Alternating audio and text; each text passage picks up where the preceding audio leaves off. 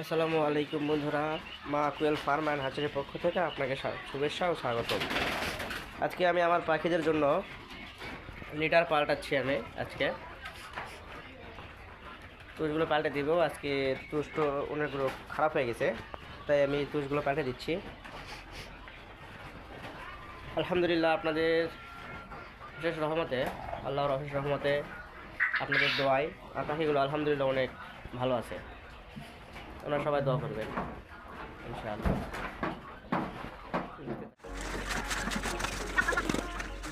আলহামদুলিল্লাহ, অবশেষে পাখিদের ফুলগুলো পাল্টে দিলাম। সুন্দর লাগতেছে এখন।